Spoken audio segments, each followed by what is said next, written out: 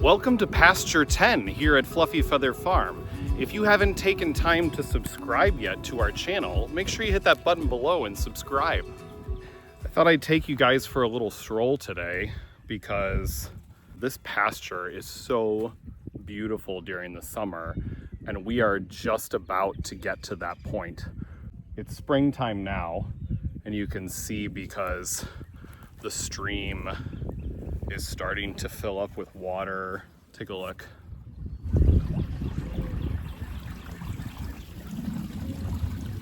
Isn't it pretty? So last year we spent a lot of time manicuring this pasture and making sure that all of the waterways and all of the culverts were installed so that our animals can navigate the area better and we can navigate the area better. So like behind me here we have this pool where the cows can drink out of, and we got an entrance in and out. But for those of you who don't know who we are, or you've never been here before maybe, this is Fluffy Feather Farm, and we've been here for about 3 years. We raise miniature animals as pets for other farms. So we have miniature cows, which are out here with me right now.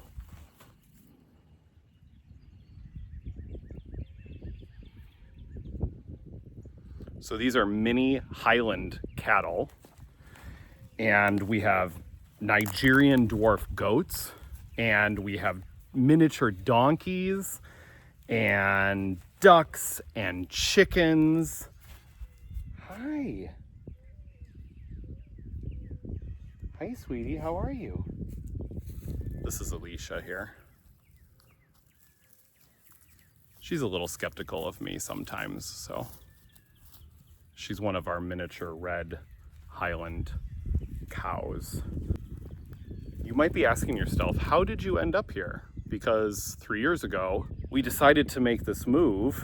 And, you know, if you look back at us, Mike and I and the boys 10 years ago, we were living in a house in the middle of a suburb in Naperville, Illinois. And I spent my days trying to figure out how to get call center software to work. And Mike spent his days, you know, running the company that we owned. It always felt like there was something missing. You know, we lived in this great house, we had great neighbors and great friends, and then we had this opportunity where we sold our business and we could go anywhere we wanted, right? Literally in the whole world. We could move anywhere we wanted. And we found this place.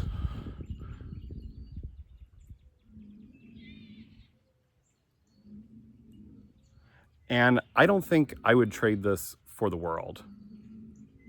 It's so nice here. We have 60 acres. We have 2 large ponds. We have all of these beautiful, wonderful animals that we care for. And on top of that, we're able to breed these animals so that other people can enjoy and do what we're doing. I think the most exciting thing that I've experienced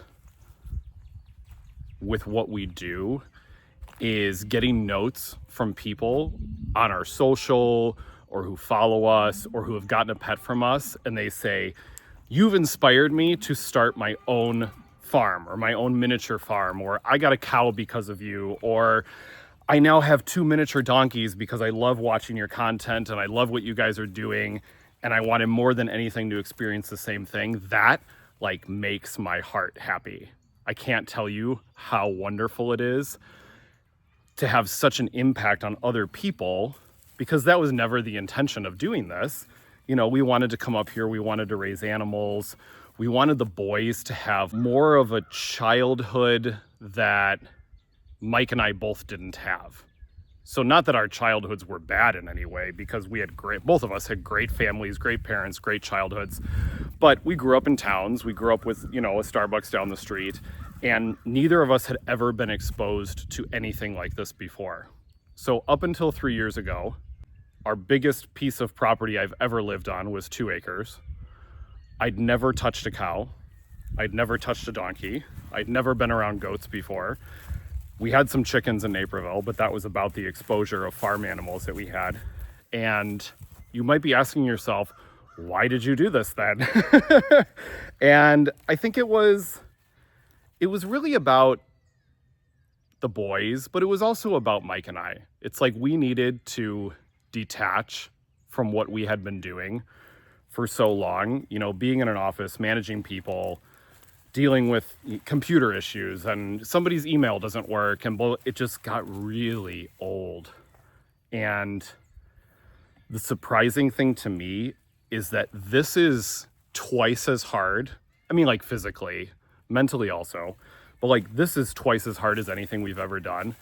But the enjoyment out of it is like tenfold to what we experienced, when we were working in the corporate world. And I absolutely love being here. And Mike jokes that he's living my best life, which is a little true, because I'm not sure that Mike would have picked, living on a farm with 70 animals, cows. There's other animals besides the cows. But I'm not sure this would have been Mike's first choice, but he has fallen in love with it because I think he sees how much I love it. And it really is an adventure every single day. So how did we get here? Like, how did this come to fruition? And I think the answer really is the internet. I know you were thinking it was going to be something more special and fancy, like I've always loved cows or something like that. What really happened is when we decided we were going to move up here, there was no intention of, breeding miniature fluffy cows or, having these baby goats running around. Like we had kind of thought that in the back of our head. But ultimately what happened was we started doing research, mostly me. I started doing research and I said, hey, we have these 60 acres. We had a couple horse pastures, attached to the barn, the south barn.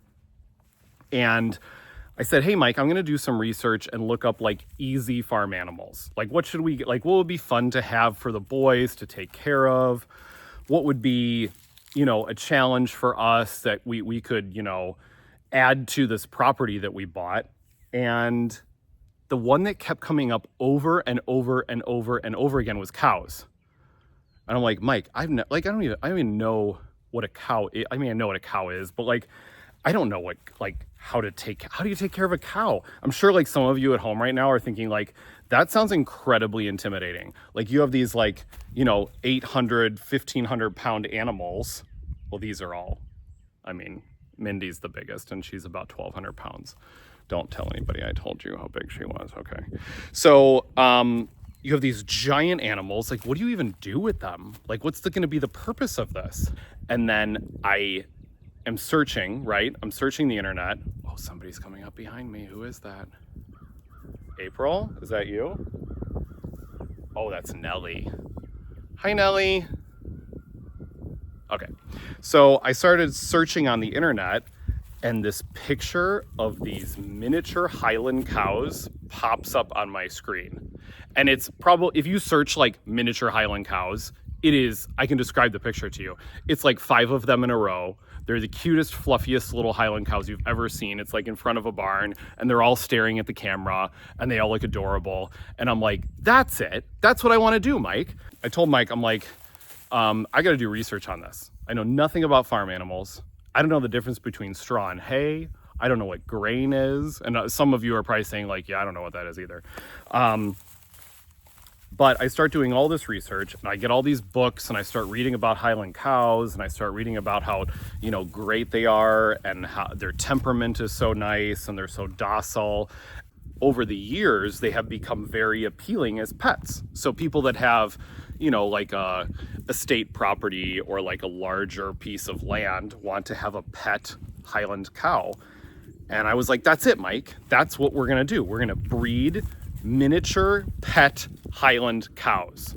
So like you can imagine we're sitting in our house in Naperville in the middle of this suburb with the Starbucks down the street. And I say this to Mike and he's like, what are you talking about?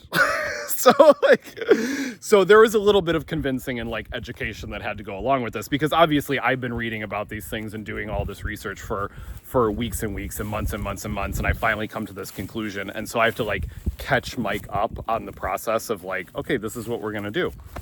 And finally I convince him. I'm like, I'm gonna buy five miniature cows, and we're gonna have them as pets. That's how it started, by the way. There was no intention to breed Highland cows and sell them at the beginning. I said, we're gonna buy them, I'm gonna have them as pets. And Mike goes, well, if we're gonna have these, you know, why don't you think about getting a couple more? And if you love them so much and they're so great, I'm sure other people are gonna love them also and want them. So I said, okay. So we bought a couple, and then we bought a couple more, and then we bought a couple more, and then we bought a couple more, and then we bought a couple, and now we have 70. Okay, so out here right now in pasture 10, there's probably about 20. How many of you are there out here right now?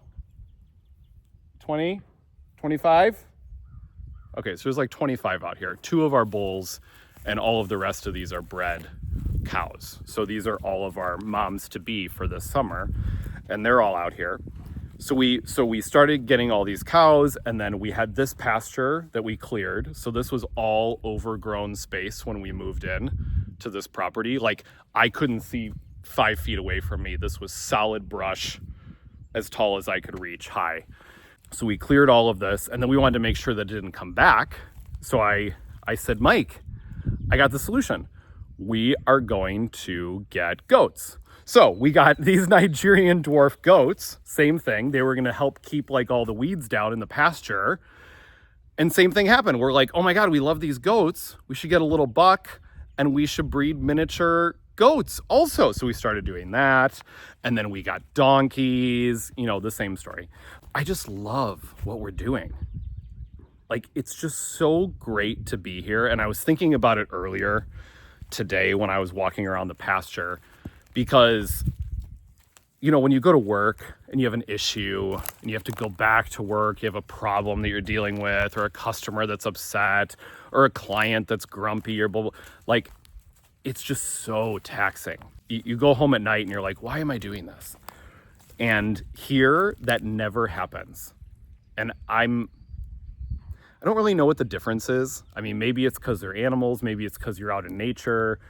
I kind of feel like it's like when you have kids and you're like, I just got to figure it out. You know, like when we had the boys, it was like, well, there wasn't anybody to step in and go, okay, hey, I can help you do that. Like, we had to figure it out. And that's kind of been like the farm animals. You know, we got farm animals, we figured it out. And when there's an issue, we figure it out. We step in, we figure out what we have to do. And I wouldn't trade it for the world. Just like having your kids. You're like, well, you're not going to like get rid of your kids, right? So same thing here. Like, all of these farm animals are like our kids. It's like when one is sick, you want to make them better. When there's an issue with one, you want to help them. When they're hungry, you want to feed them. When they're like, and you get to know all their little personalities, you get to know all their quirks, and they really all have become part of the family.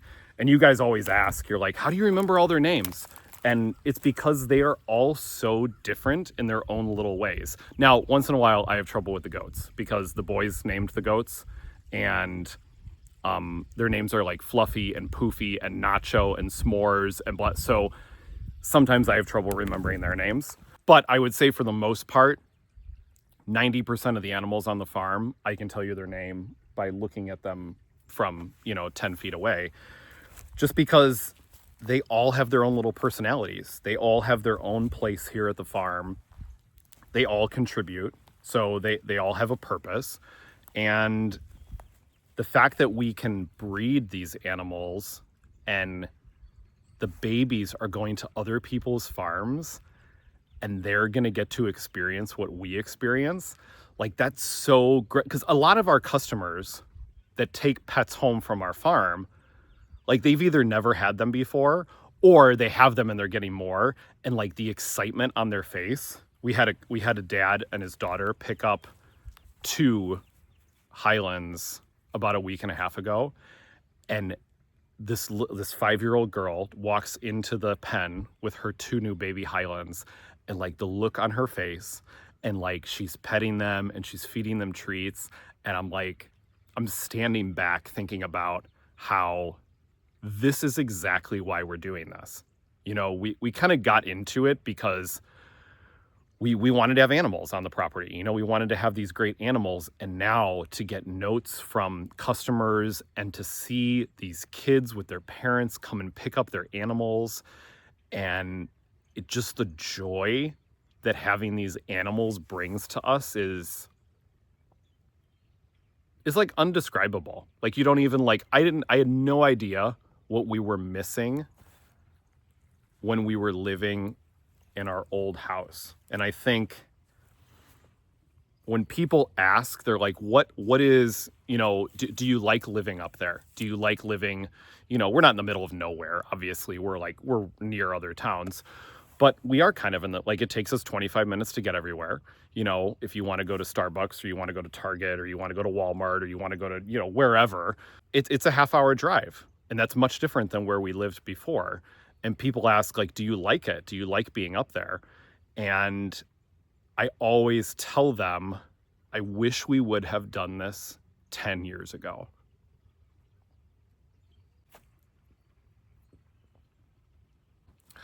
A lot of people that knew us in our past life, like, the corporate, suburban Starbucks life, they comment on our videos and they comment on what we're doing. And they're like, I have no idea how you guys weren't doing this before. Like, you were meant to do what you're doing right now. You look at somebody and you're like, oh my God, they obviously they're a doctor, obviously they're a lawyer, they were meant to be, a competitive swimmer, or they were meant to do this. Like, this is what I was meant to do. This is what Mike was meant to do. This is the place that we were meant to be. It took us a little while to get here, but now that we're here, we're not going anywhere. Mike and I talk all the time about how this is it. Like, I don't want to move again. I don't want to do anything else. Like, we're enjoying what we're doing so much. And every day is an adventure. And I think that's really good for me, because when I get bored, I tend to create problems so I can solve them. So there's always a problem here that needs to be solved. That's why I think having this place is so good for me, because it keeps me busy. Like, it's fun. Obviously, I enjoy the animals. Obviously, I enjoy managing the farm. But since we've been doing the 3 years we've been doing this, there has not been a single day that I have got up in the morning and went, oh my God, I just want to go back to sleep. It's like I wake up in the morning, get the boys ready for school or get whatever, have a cup of coffee, get out and like the first thing I want to do is like, let me go and check on everything. Like, I want to be out there. I want to be checking on the animals. I want to see what everybody's doing. I want to see what happened over the night. Did any trees fall down? Are there any fences that need to be fixed? Are there any animals that had calves last night? It's so much fun being here. I hope that whatever you're doing, you feel the same way. Because if you don't, maybe you should do something else. I'm not encouraging you to like quit your job, but if you have the ability and you have the wherewithal to say, hey, I've been meaning to do this, maybe now's the time to do it. Maybe not. Maybe you're happy with where you are. And I think that answer or that question is so different for everybody.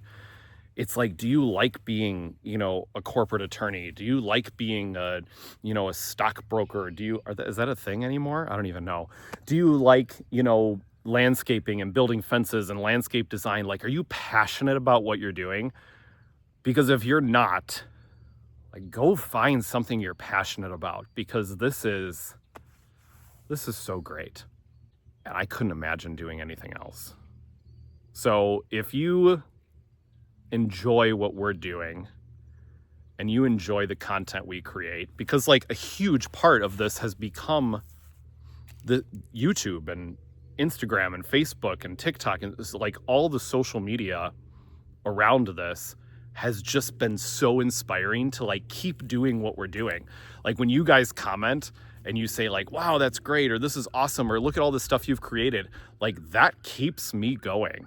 And not only does the farm like fill my bucket, but gosh, sharing it with you guys is just as exciting as being here and doing it. So if you enjoy this video, if you enjoy what we're doing, hit that subscribe button, because we'd love for you to continue this journey with us. And I have to tell you, there are so many things in the works right now, so much exciting stuff happening that Mike and I are working on, that this is just gonna become more and more exciting every day. So hit that subscribe button, follow us, support what we're doing, because we love what we're doing. And if you enjoy watching somebody that loves what they're doing, then this is the place for you.